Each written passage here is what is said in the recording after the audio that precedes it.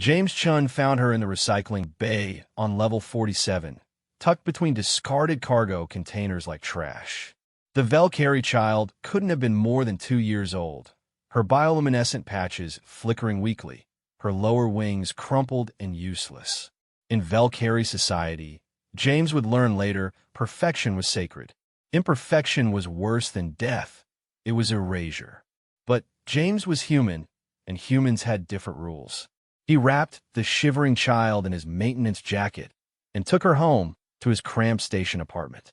He named her Stella because her patches glowed like stars when she was happy, and he never once asked why someone had thrown her away. 10 years passed. Stella grew up speaking equal parts Valkyrie and Mandarin, eating dumplings and learning calculus, navigating the station in the wheelchair James had built from spare parts. She couldn't fly like other Valkyrie, but she could code better than anyone in 3 sectors. Her laughter echoed through the lower decks, and the other station workers, the forgotten, the poor, the unglamorous, became her extended family. James taught her that worth wasn't measured in wings or status. It was measured in kindness, in persistence, in the small ways you made the universe better. Then Empress Shirazel arrived at the station. The Valkyrie ruler's visit was unprecedented. The entire station administration scrambled to prepare, clearing the upper decks, scrubbing every surface. James was assigned to the delegation hall, mopping floors while dignitaries pretended he didn't exist. He didn't see Stella slip into the hall behind him, her wheelchair's quiet motors barely audible. He didn't notice until the Empress's entourage fell silent. Shirazel stood frozen, her 4 wings spread in shock, staring at the young Valkyrie girl in the human-made wheelchair. The Empress's bioluminescent patches cycled through colors James had never seen. Shock, grief, recognition, something that might have been hope. Gaisa, the Empress whispered. My daughter. The hall erupted in chaos. Security moved forward. Advisors shouted. But James stepped between them and Stella, mop still in hand, his heart hammering. I don't know what's happening, he said quietly, but nobody touches my daughter. Shirazel raised one elegant hand, and the chaos ceased.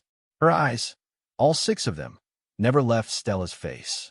10 years ago, my only child was born with malformed wings. My advisors said she was unsuitable to inherit, that she would weaken the throne. They said, her voice cracked. They said the kindest thing was to let her pass, quietly. I was weak.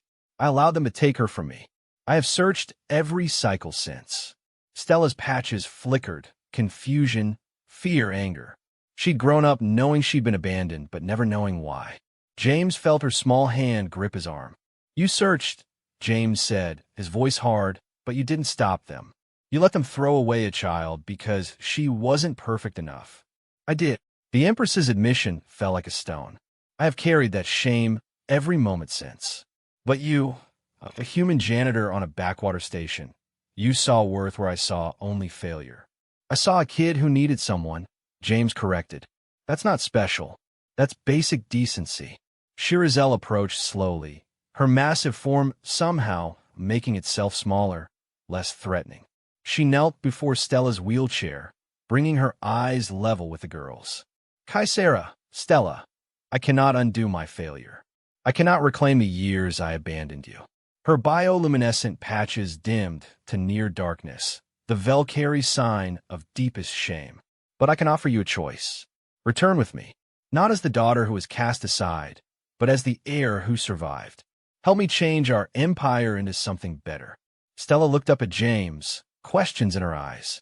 It's your choice, sweetheart, James said softly. It always will be. Stella studied the Empress for a long moment. When she spoke, her voice was steady, carrying the confidence James had spent 10 years nurturing. I'll consider it. On conditions. Her patches brightened to sharp, crystalline blue, the color of determination. First, Dad comes with me.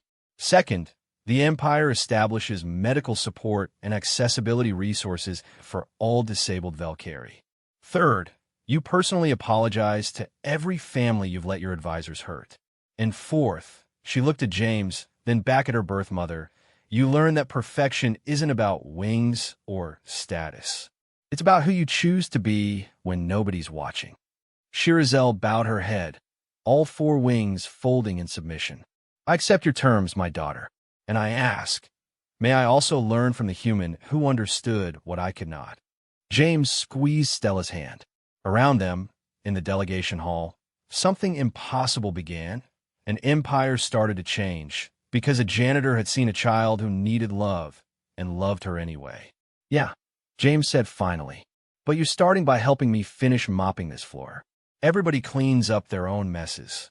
The Empress of the Valkyrie Empire picked up a mop, and Stella, both Kaisera and Stella, daughter of two worlds, smiled bright enough to light the stars.